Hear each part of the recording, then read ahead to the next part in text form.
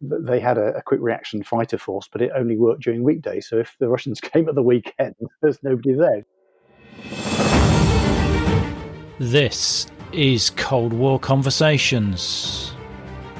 Welcome to Cold War Conversations. If you're new here, you've come to the right place to listen to first-hand Cold War history accounts. Do make sure you follow us in your podcast app so that you don't miss out on future episodes. Today's episode is brought to you by Osprey Publishing, and we're speaking with Michael Napier, the author of In Cold War Skies, NATO and Soviet AirPower 1949 to 89. Michael also flew the Tornado during the Cold War and served during the 1980s with 14 Squadron and 31 Squadron at RAF Brüggen in West Germany. He talks about nuclear QRA, low-level training in Germany, Canada, and Exercise Red Flag in the United States, plus lots more. His book is packed with first-hand accounts of operational flying during the Cold War, as well as stunning photos. I found it a really good read. For 3 lucky listeners, there will be a chance to win a free copy of In Cold War Skies. There'll be details in our show notes at the end of this episode. Now, if you want to support our work in preserving Cold War history, then for only about $3, £3 or €3 per month, you can help keep us on the air. Larger amounts are welcome too. Plus, you get the sought-after Cold War Conversations drinks coaster as a monthly financial supporter, and you bask in the warm glow of knowing that you are helping to preserve Cold War history. Just go to coldwarconversations.com/donate.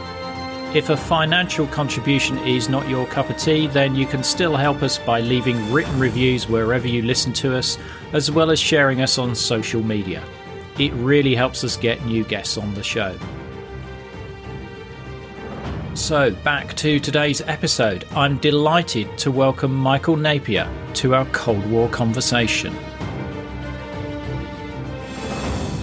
I've really enjoyed the book, but also it's really interesting to have somebody on the podcast who's a first-hand eyewitness of the Cold War. Yeah, one of the reasons I suppose I came to write the book was I realised is that the Cold War had been part of my life for, well, the first 30 years of it, really, both as a child and then, as an adult, and taking part in the final sort of 5 years worth in the front line in Germany in the RAF. Yeah, and one of the things I wanted to just quickly talk about was some aspects of your RAF career. You were very kind to send me through some detail, and you were at Brüggen in 85, I think, with the Tornado, weren't you? That's right. Yeah, I finished my flying training in midway through 85, and I was posted out to RAF Brüggen in Germany, where there were at that stage 2.5 Tornado squadrons, the half being 14 Squadron, which I joined 14 brackets designate unbracket squadron, which was literally just forming with the Tornado, and then we took over from 14 Jaguar Squadron in November. And so I was right there almost from the beginning of the Tornado at Brüggen, and we were straight into the Cold War at its height, pretty much. The first thing that we had to do was to qualify for nuclear operations so that we could stand QRA, because at that stage there were always QRA, nuclear armed jets ready to go at 15 minutes readiness, so that was the sort of priority for the station. And then once we'd done that, we then progressed on to qualify for attack combat ready.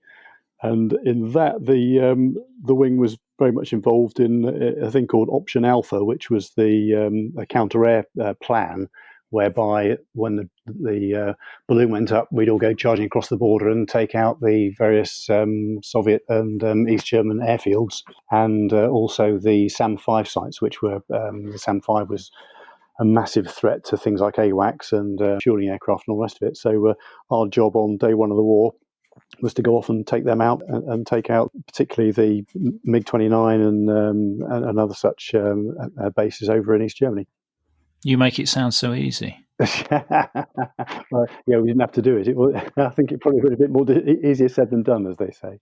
No, it was interesting in the book because you talk about, well, in fact you feature in the book because you're one of the eyewitnesses that are slotted in throughout the narrative, which I thought was really, really good because that did bring it to life.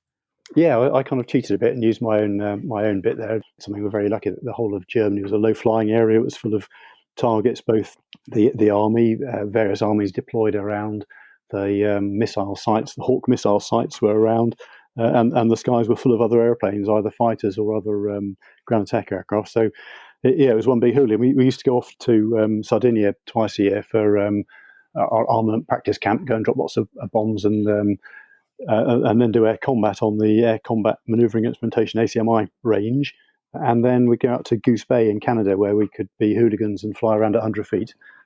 Because Germany was mainly at 500 feet with 250-foot areas, but you could fly down to 100, which is what we would do for war. So we qualified out in Canada. The cherry on top of it all was if you could get out to exercise red flag out in Nevada, and that's what I managed to do right at the end of that first tour. Was to go out there, and that was just absolutely fantastic. In that the Americans had rediscovered, because I think the Germans first found it in World War One, and then found it again in World War Two, and the Americans found it in Korea, and then found it again in Vietnam. That basically most of the combat losses were in the first 10 missions that people did while they were kind of learning the ropes. And if you survived those 10, you were likely to be able to carry on and do your complete tour. So the idea was with Red Flag was that they had this massively realistic training environment where you would fly your first 10 combat missions and thus hopefully make yourself a bit more survivable in the case of real war. And they got this. I mean, it was a fantastic setup. There were realistic targets.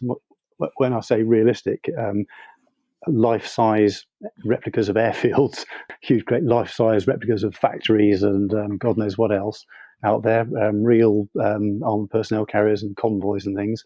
And it was defended by a mixture of genuine Soviet air defense kit with cameras on it. So that instead of shooting you with a missile, they shoot with a camera. And also the aggressor squadron, who flew F-5s initially and later F-16s, and they flew very much to Soviet tactics, so you could train against those. And so you had this whole sort of integrated air defense system with realistic targets to fly against. So it was a fantastic experience. And then, to cap it all, you lived in Las Vegas.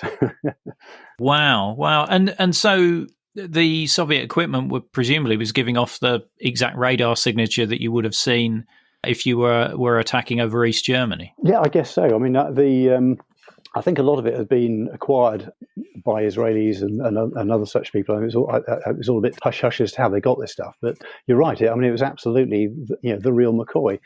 The only difference really was that as opposed to flying over the plains of northern Europe with pine trees and flat ground, we're flying over the desert with big sort of salt flats and then these huge, great sort of 6,000-foot mountain ranges down the middle of it as well. So that was a little bit different, but the flying was just incredibly exciting and exhilarating, and so it was great fun, as well as being probably the best training that you could ever have anywhere short of actually going to war.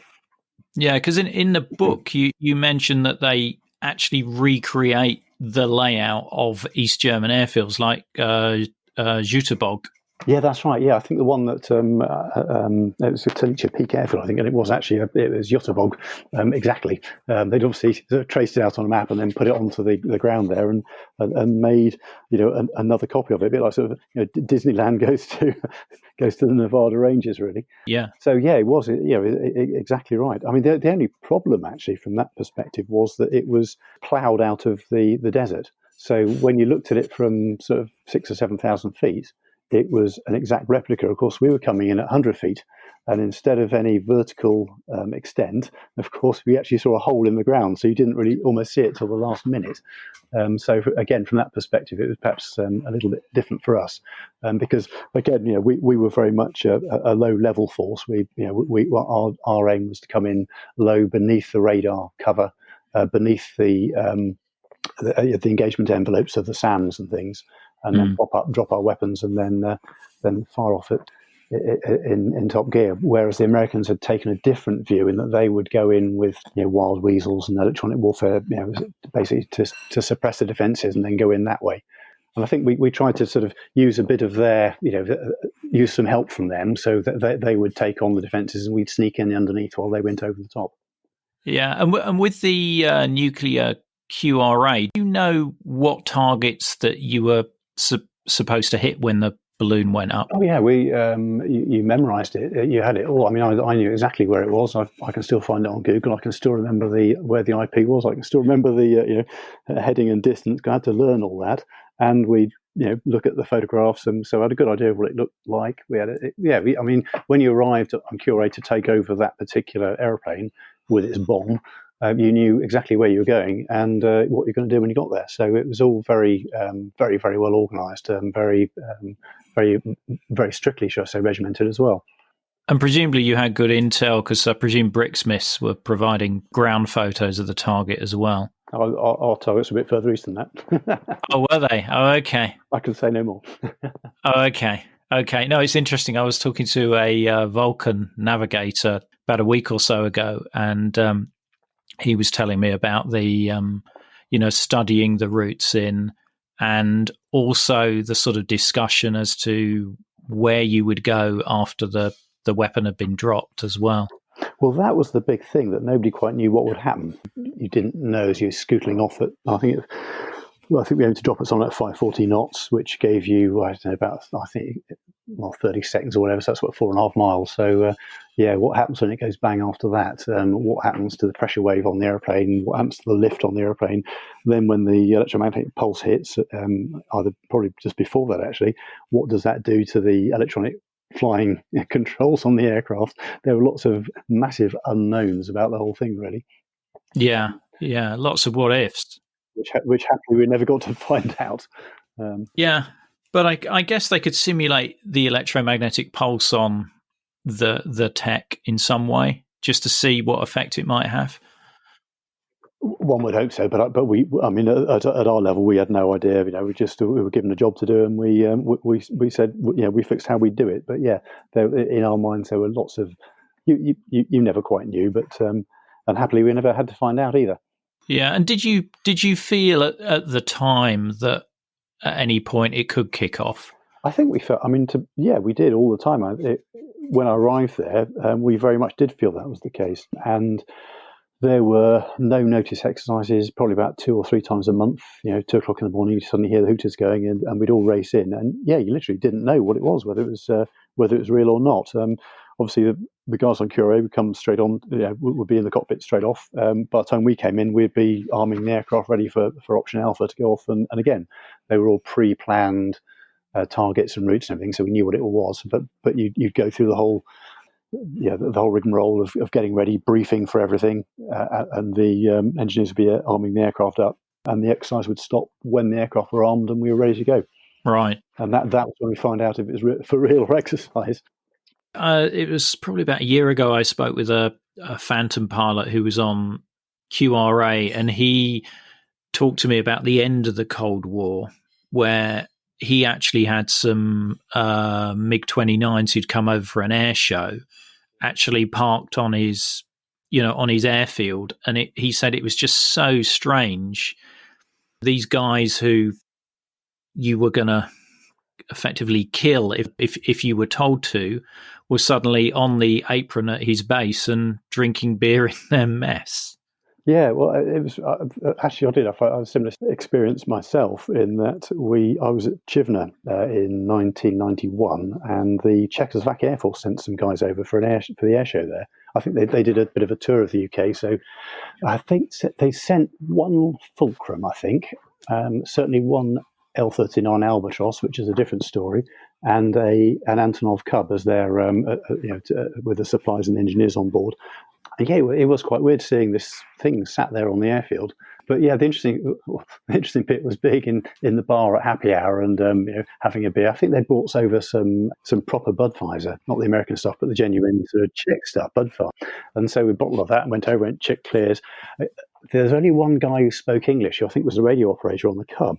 And I just remember sort of saying to him, "Click, cheers, thanks for the beer," and saying, "Gosh, amazing! Here we are having a beer, and we could have been fighting each other, 2 years ago." And he looked at me and he said, or words to the effect of, "We didn't need to worry about us. We'd have been on your side anyway," or something. So, I was not sure how much the Warsaw Pact would have held together if the balloon had gone up, so particularly in the last few years of it, I think. Well, I think that's one of the question marks. And I think it's one of the interesting things I picked up in the book was that the Soviets, I think, kept the Hungarian Air Force quite small because they were somehow concerned about their reliability, I think you mentioned. So, that was interested me as well, actually, that the Hungarians had been sort of equal partners during the early 1950s, and had got this air force being, and it was going to be built up. So I think they were due to get some. I can't remember the details exactly because having written the book a year or so ago, but I think they were due to get some tactical bombers. And then, of course, the 1956 uprising happened, and after that, everything changed. And you're right, they were never trusted again. And so the Hungarian Air Force, Hungary is a big country, but the Air Force remained tiny and only had air defense aircraft.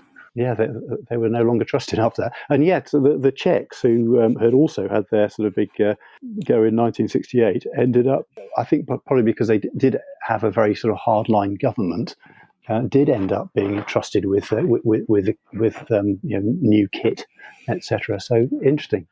Yeah, no, it was, and there's so many nuggets in there which I read and thought, God, I didn't know that. That's really interesting. But so I think it's a good opportunity for us to dive into the book a bit more. I mean, what was the genesis of the book? Why did you feel that this was needed? Do you know what?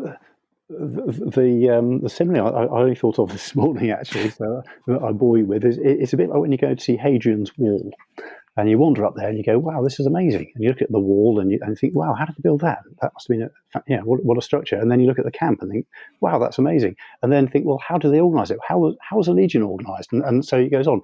And to me, the Cold War, or one of the things that really stuck in my experience of it, was the structure of it, or the structures, both physical and organisational. And as I mentioned, 30 years for a kid, I grew up. My dad was in the army, and so I was used to all British Army, the Rhine, RAF Germany were there for 30 years. They were sort of looked like they'd be there forever.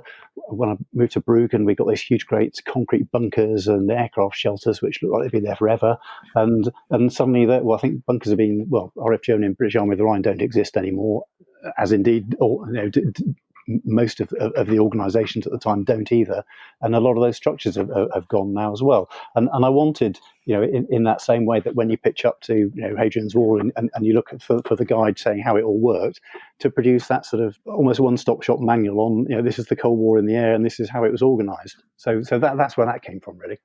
Well, I think you've done that, and you've done that really well, because it's not just a list of numbers or a list of aircraft. It is written well, and it's a fascinating narrative for anybody who's interested in the Cold War, whether aviation is their speciality or not.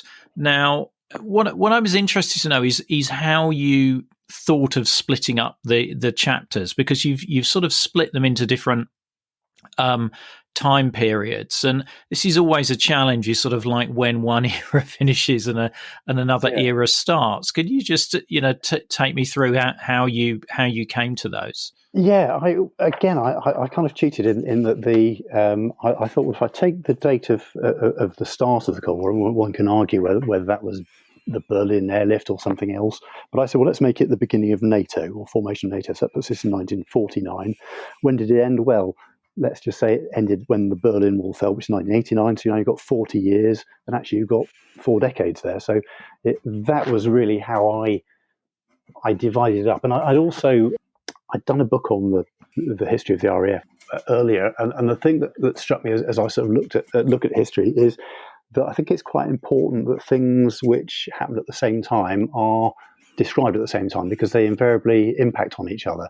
So there's no point in saying, right, this is the Americans from the start to finish. This is And so what I thought I'd do was to look in each sort of bracket of time and then describe all the things that happened in that time. So chapter wise, I've divided up into the decades, because that's I suppose it's cheating, really, isn't it? But it does happen to work quite well in the way things changed.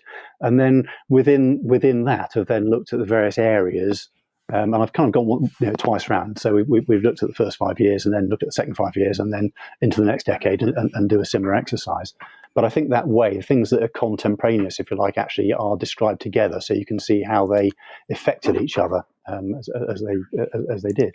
And I think that works well, because whilst you don't want to go into detail about the political aspects, obviously they impact on the narrative anyway, and you cover that in a good summarized way that makes you realize, what period you're talking about there. Yeah, because I just wanted to put things in context, because military things do happen in a political context. I think it's quite important to have the background there, the structure, so you can see how it fits together. So yeah, the idea was just to sort of give you just enough so that you can see why the various military sort of things happened. Yeah. And in the 49 to 59 chapter, which is called A Peace That Is No Peace, very cryptic. Yeah, that's a quote from old 1984 man, George Orwell. Oh, is it? Oh, okay. Well, in fact, if you look at all the chapters, they're all... I got the "We Will Bury You" because I knew that was Khrushchev, and I hadn't realized. Yeah, you're right. Yeah. Freezing Frontiers is who? That's Willy Brandt, I think. Oh, okay. I can read, because if I just find the... I should have researched far better, Mike. No. I've let myself down. Yeah, so Willy Brandt said the Cold War, with its sterile paradox of freezing frontiers without eliminating the risk of conflict, did not point the way to a solution. So that's where the freezing frontiers come. Okay. And to tear down this wall, you'll recall a speech by Ronald Reagan. Yeah. We have that in our intro to the podcast, actually. A little snatch of that. Actually, I did see that. Yes, you're right. And I did the same thing with the neutrals as well. We've kind of there's a little quote from a politician at the time. Yeah. Well, we'll come on to the neutrals in a bit. So I wanted to cover that first decade, the 49-59, which was interesting, with the RAF still flying Spitfires, albeit vastly modernised from the Battle of Britain version. I was really surprised at, but by the end of the decade, they're flying the Hunter and the Vampire, and the speed of technology moves very quickly. Well, it does. You're right. I mean, and it wasn't just. I mean, it's the Soviet Air Force was flying Spitfires as well, and I was surprised to find that the Portuguese Air Force was flying Hurricanes. So all these sort of bizarre things that as you say, that you discover. But you're right. I mean, when you look at where technology went in that 10 years, if you think the beginning of it was mosquitoes and Spitfires and similar things, and then the far end of it, you're looking at your MiG-21s and your Super Sabres and Thunder Chiefs and all the rest of it. It's an incredible step up. And also in terms of the strategic bombers, I mean, the Russians had nothing to start with, and by the end of it, they were flying around in Bears, which were so good that they're still flying around now in them. So it was really a massive increase and step up in capability and technology. Yeah, and this was also the period where NATO was carrying out quite a number of overflights for intelligence gathering, wasn't it? Well, that's right, because although, I mean, again, the Soviet Union was still finding its way, really, in terms of building itself an air defense system, and it being an absolutely massive country, and still, although it did have a massive air force, it was a very inexperienced one and a thinly spread one. So there was great opportunity to go scooting over the top of it and be able to take as many photographs as you liked. And particularly when the U-2 came in service at the end of the 50s, they were able to do exactly that. But one of the things the interesting story I found was when the RAF borrowed American RB-45s to do some reconnaissance. I think the Americans decided they didn't want to do it for some political reason, but needed someone to do it, and the RAF said, "Well, we'll do it for you," and off they went.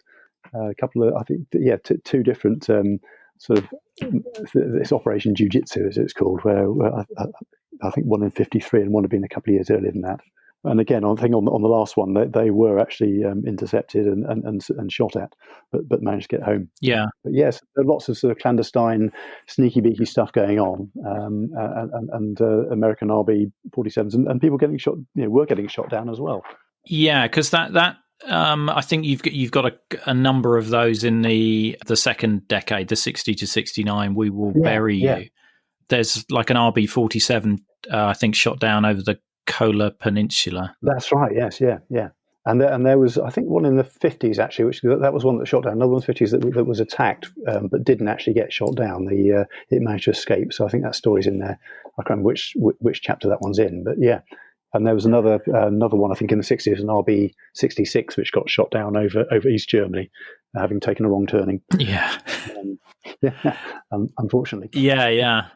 No, and obviously, again, the technology moves forward there. So the surface-to-air missile is improved because obviously Gary Powers was brought down by some tech that the Americans didn't realize could get to that altitude.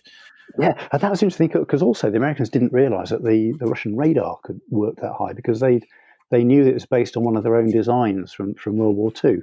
What they hadn't worked out was that the Russians had actually managed to sort of modify it and change it and make it better. So they thought, well, if we go over at 60,000 feet, they won't see us, but they did. Right. And presumably there's also a change in the organisation and tactics because with ballistic missiles becoming available, the strategic bomber loses some importance. It does, yeah.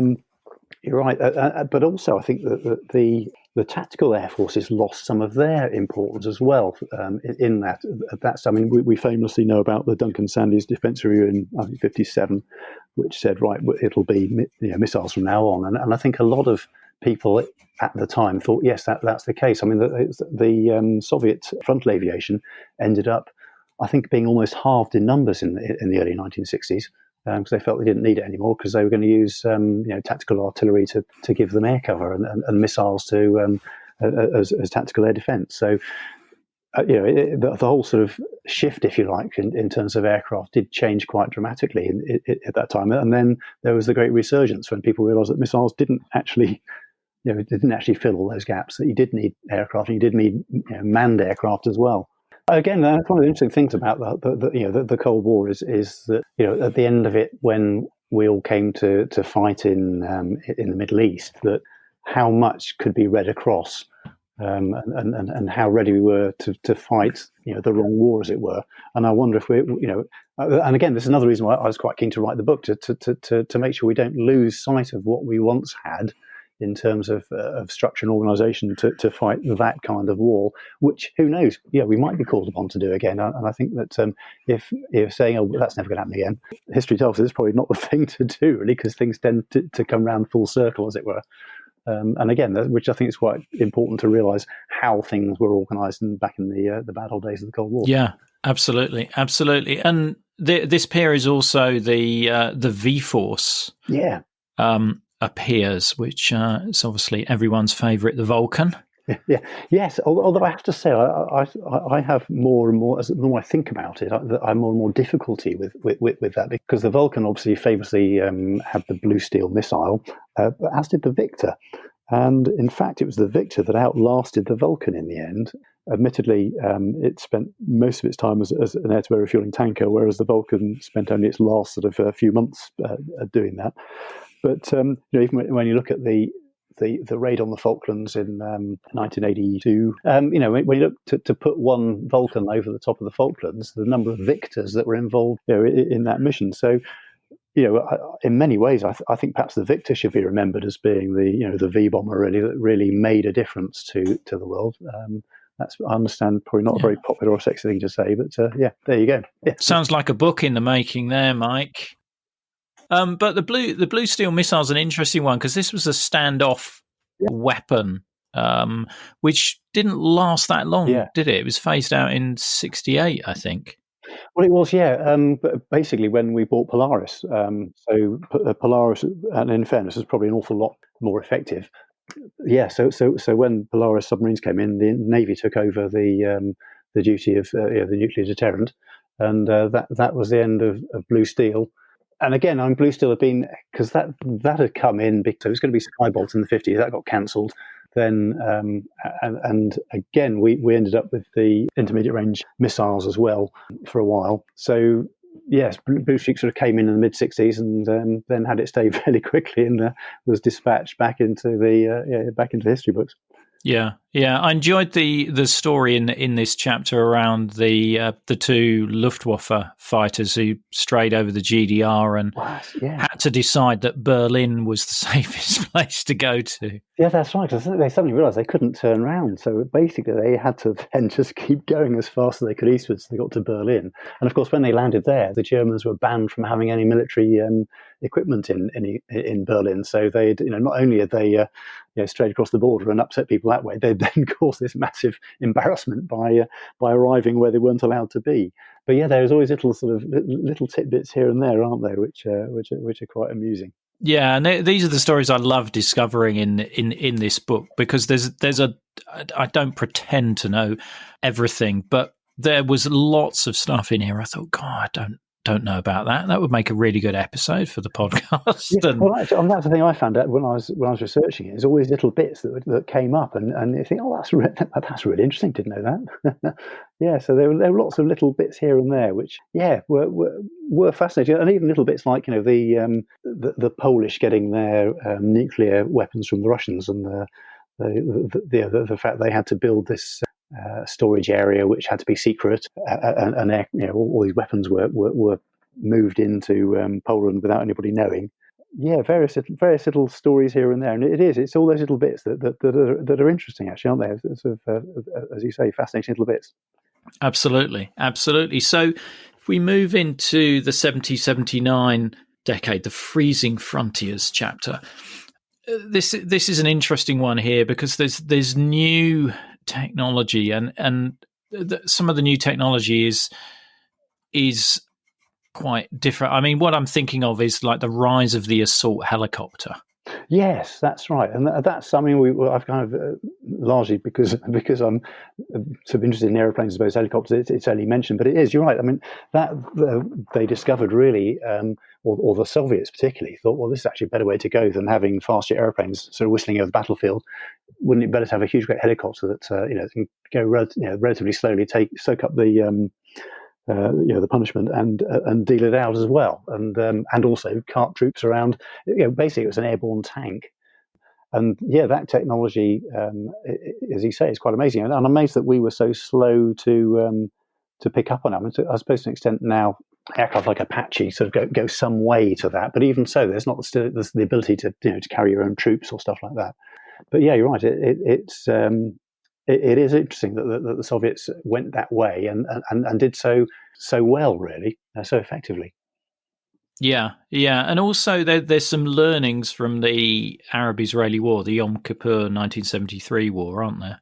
Well, there were. Yeah, I mean, the '67 war was the interesting one from the perspective right at the beginning of the decade, in that the fantastic operation on day one that the Israelis ran, which took out basically the whole of the Egyptian Air Force, was well learnt, and airfields were toned down, hardened aircraft shelters that I mentioned right at the beginning were built, and aircraft were camouflaged. But yeah, 73 came along, and to an extent it emphasised, I think, the lessons that the Americans were already learning in Vietnam about electronic warfare, and developing the tactics of wild weasels, SEAD operations.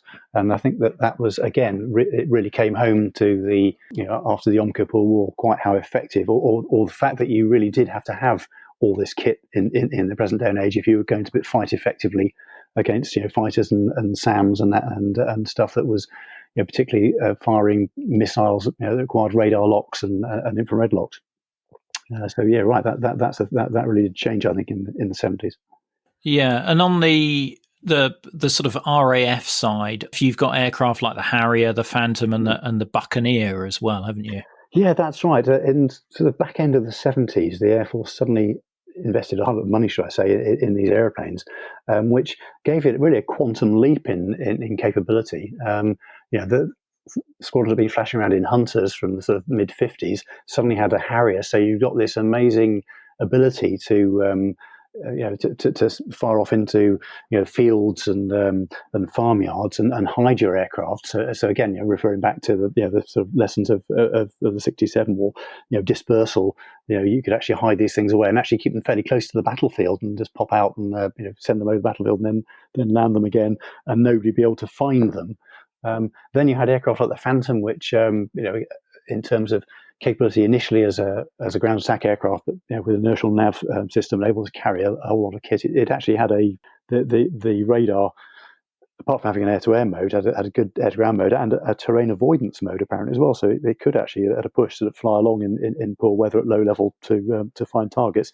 But particularly as an air defence aircraft, massively superior to the Lightning that it took over from, and the Buccaneer, again, an airplane that could go an awfully long way at very low level and carry a lot of ordnance, so and drop it accurately as well. So from the days of flying around the Canberra at 300 knots, we're looking out the window to the Buccaneer flashing around at 500 knots and going further and carrying more was a real massive step up in capability.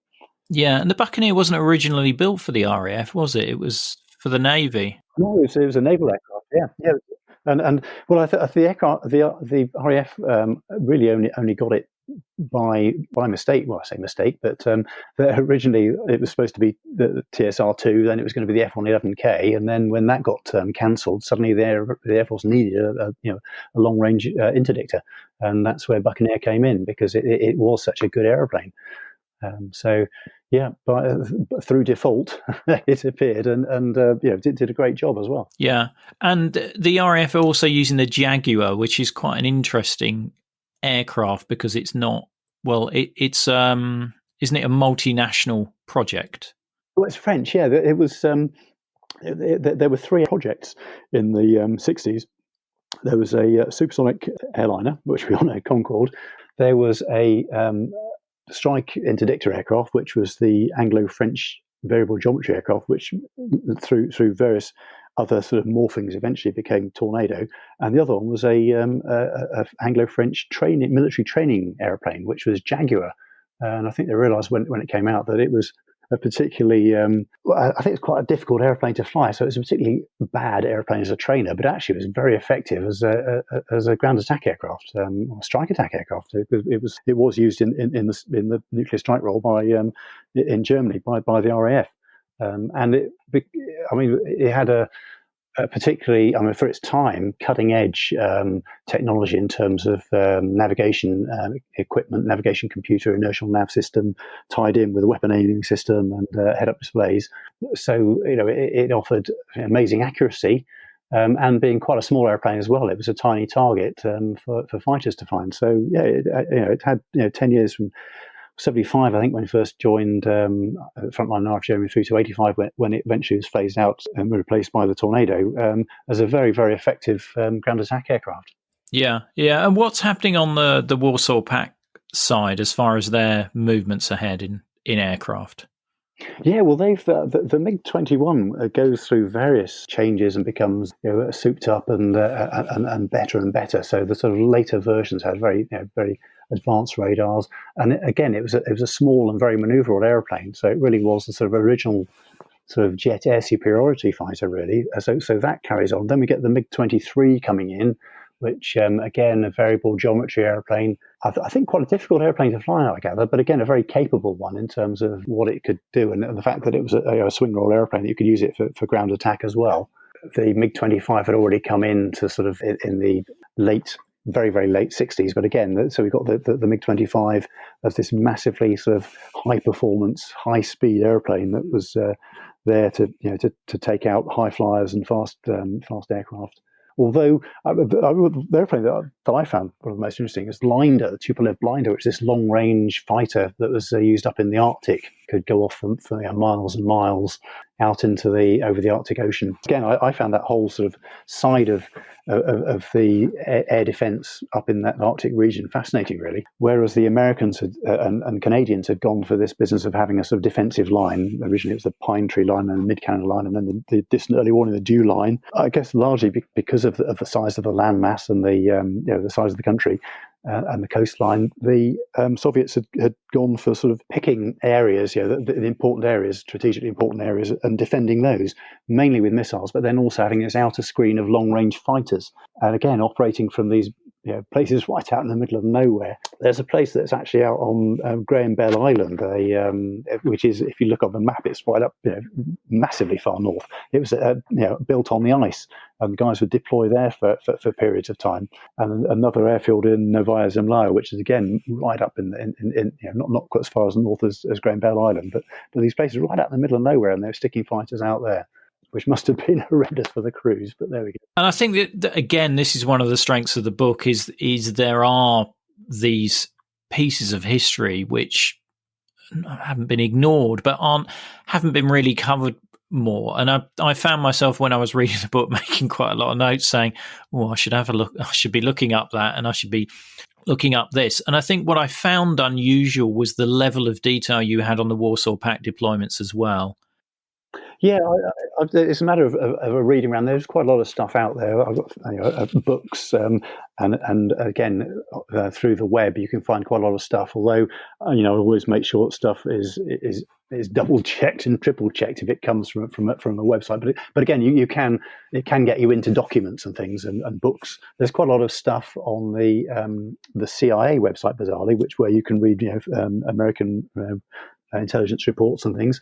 And I think there are a couple of websites that I think I put at the back of the book that point you towards bits of information. But what I was trying to do really, I think, was to produce this kind of one-stop shop where you can look at it, find details, and then if things interest you, then fire off yourself and look into them. But well, it definitely does, and I think that the section that probably underlines that the most is the section you have on the neutral or non-aligned nations, which I found absolutely fascinating. Yugoslavia and Albania and countries that would not normally get covered.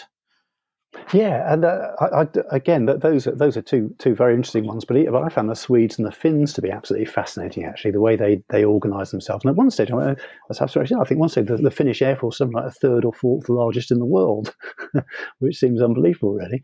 But again, the way that they organised the sort of integrated system that they eventually got round to doing. I mean, in the sort of early '60s, even I think there was, I think they had a quick reaction fighter force, but it only worked during weekdays. So if the Russians came at the weekend, there's nobody there. I think it was a bit strange, isn't it? But that's how they worked it. And again, the Finns, who were kind of forced into having to sort of toe the line to an extent, but who nevertheless kept their independence. But yeah, a couple of one of the interesting things was on the Swedish bit was managing to track down a Swedish Viggen pilot who'd intercepted an SR-71, which was it's an interesting story because he was on QRA on a dark and murky morning when they were suddenly launched and told to fire off towards this target. They weren't told what it was, and it's only when they got there they discovered it was an SR-71, which actually lost an engine and was therefore down at levels they could find. But I think it's sort of quite a shock, as he said, to turn up and see this thing there. So yeah, but the thing, we look at the other one that really fascinated me was the Austrian Air Force. When you look at that, because that ended up severely limited, really, both by budgets and by neutrality, and the aircraft never really were up to the job that they were supposed to do. Well, it's almost like they didn't bother. They just thought, we need to have a few aircraft to look like we've got an air force, but we're never going to be able to protect our airspace. That's right, yes. And then when they couldn't in '68, then suddenly all the guys in charge all got sort of shouted at and sacked. Yeah, so that was interesting. Then you get the countries like Albania who was in the Warsaw Pact and opted out, and Spain that was out of the NATO and then opted in. So yeah, there's quite a few sort of changes here and there, and yes, it's interesting to try and sort of put all those together, and again try and pull the thread together of how they're all organised. For the difficult one, actually, I found there's the Swiss, because you suddenly realise that actually they keep things quite close to their chests, really. But again, that was interesting how the great Mirage scandal, where they buy these Mirages and then said, "Oh, can we have this and can we have that?" And then when the bill came, it was a case of, "Oh dear, we haven't got that much money." I'm with you with Sweden. I do find their story during the Cold War quite fascinating, because they were, for a country the size of Sweden, they had a strong aviation industry and were building some really good aircraft. That's right, yes. But also their army. I mean, they developed that tank, the S-tank, the S-tank, which right, I know is moving away from aviation, but, no turret. Yeah. But apparently when the British Army tested it, they said, actually, this isn't bad, and was seriously considering buying them. That's right, yes, because no turret, so it had a very low profile, didn't it? So, Yeah. That's right. I think that was the thing that the Swedish brought to all these, and then again, look at their aircraft as well, is that sort of thinking out of the box. They'd come up with some very really interesting solutions and very ingenious solutions as well. So you're right. I mean, and produced their own airplanes. So particularly interesting little air force. I was interested with Sweden as well, because the quote you used was "hold the border," which I think their defense minister came out with, and this was around that Soviet submarine grounded itself. Yeah, that's right. And it looked at one point as though the Soviets were sending a flotilla into Swedish waters to rescue the sub, and he put that order out, hold the border, and if these ships had crossed the line, they were going to fight. Yeah, that's right. But again, that referring back to earlier on, that the Swedish had always had a very, very credible deterrent, or were a credible force such that people wouldn't want to mix with them. And I think that you're absolutely right. I mean, the Russians even, I think, thought twice. Because again, I hadn't realised till I started doing research that aircraft like the Lansen, that was actually mainly used as an anti-shipping aircraft. A couple of wings of these things were designed because the Swedes were worried that there was going to be this amphibious force was going to cross the Baltic, and so this was their way of they were going to take out the Soviet amphibious forces as it came across. I mean, there is so much to cover in this book, Mike. I really enjoyed it, and I keep digging into it as well and looking at sections. And you have managed to collect a huge amount of data in the book, and the photos are stunning. Some of the photos are just I've never seen before, and you certainly picked the right one for the front cover. Yeah, I can't take credit for that. I must admit, it was that was the team at Osprey said we're having this one, so I went, okay, that's good. You're right. It is quite a breathtaking photograph, that, isn't it? It really hits the button. Yeah. But as far as the data is concerned, I mean, you've also got in there the air order of battles for Europe for 55, 65, 75 and 85, I think, in the appendices. Yeah, I have to say that's probably the bit that I'm most proud of, really, because that's I managed to sort of find my way through all those things. I thought, halfway through each decade, as I split things up, let's see who had what where. It would be a massively thick book if it had everybody's stuff on it. So, obviously the continental state, the USA stuff isn't there, and the sort of mainland Russia isn't there. But I'm aware that I've missed out the RAF bit of it, except for RAF Germany. But those are mentioned in the text. But the rest of it, I think, is pretty much everything that was around in that sort of strip of continental Europe from either side of the inner German border, and what they had and which units they were. Because again, I think that's quite important, is to know which units were there, because those were okay, it's a number. I'm looking at a page here, Jabog 33 at Buchel. Well, but those were those are real human beings who actually would the ground crew, air crew, and all the rest of it, and who probably still have a sense of belonging to those units, just as I have a sense of still belonging to the squadrons that I was on in the Air Force. So for me, it was quite important to actually to record all this, really, and again put it in some sort of perspective. And that again adds to the value of the book, I think. One of the things that really touched me was where you mentioned about the air crews that had lost their lives during the Cold War, because a lot of people obviously think of the Cold War as not being a shooting war particularly. Yeah. Okay, there were proxy wars and there was Vietnam and other areas, but the number of air crew and also other service people who lost their lives on exercises must have been I'm not even sure what number it would be. And earlier on in the interview, you did talk about, planes being difficult to fly. And one of the ones that you always hear about was the F-104 and how difficult that was to fly. But I think people forget about those, or, you and I don't. But that is a sort of very much forgotten part of the Cold War. And I've really struggled to find a number as to what that level of casualty might be.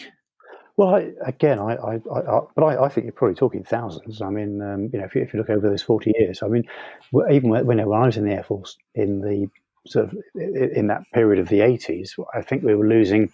I think probably about one fast jet airplane would crash every month, and probably about half of those were fatal. So you're losing six guys a year. And if you then translate that across all the years and all the air forces and scale it up or down depending on the size of those air forces, and particularly if you go back into the 1950s when there were all these massive air forces with lots of probably quite poorly trained pilots flying quite poorly built airplanes. Yeah, the rate. I mean, I know the RAF attrition rate was massive. But you can put it across to what it must have been on MiG-15s and all the rest of it.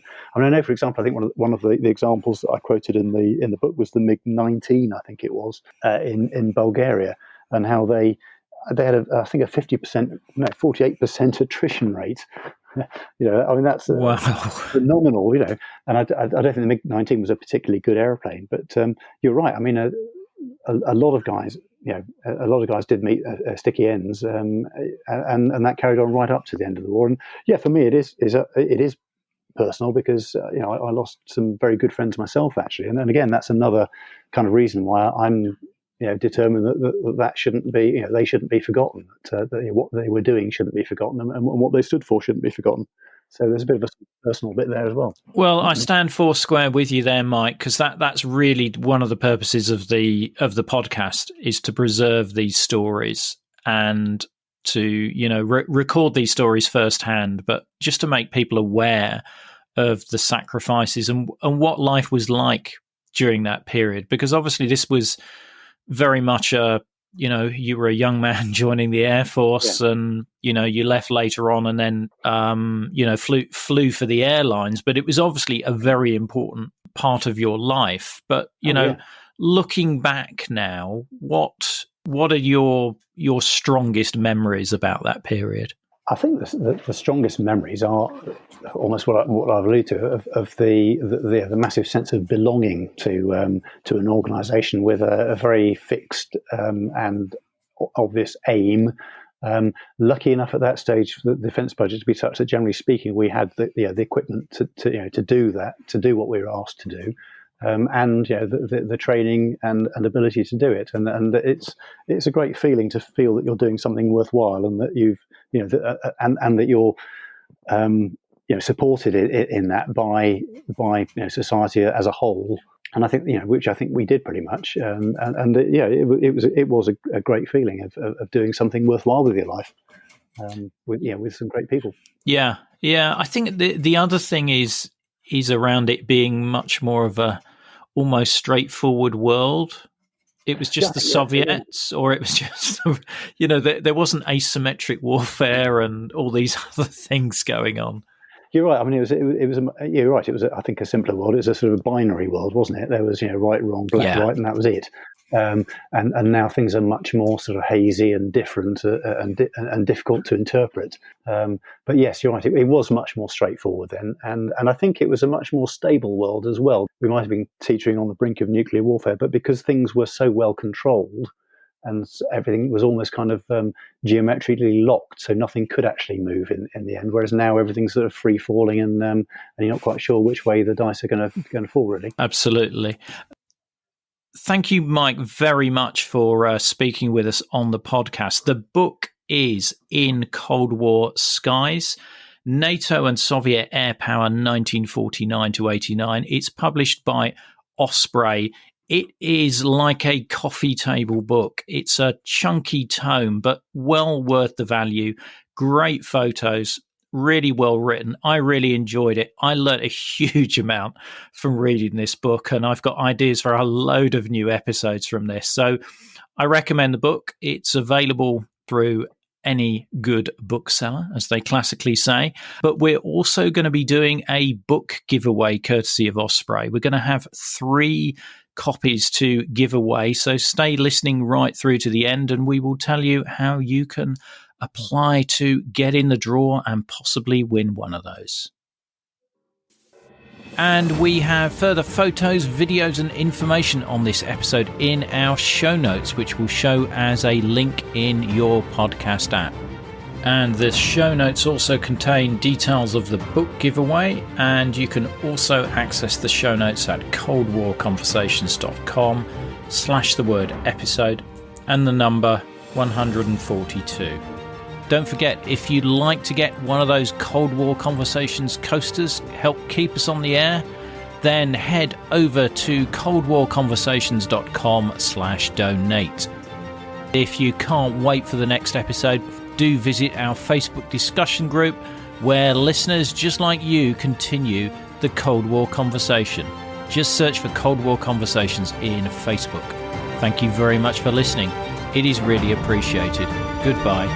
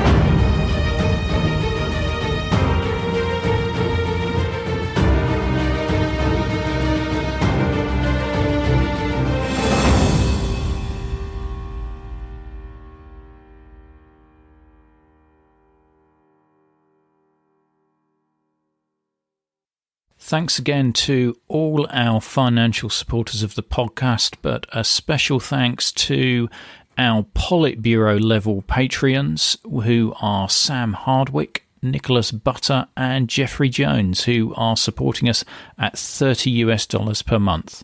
Thank you.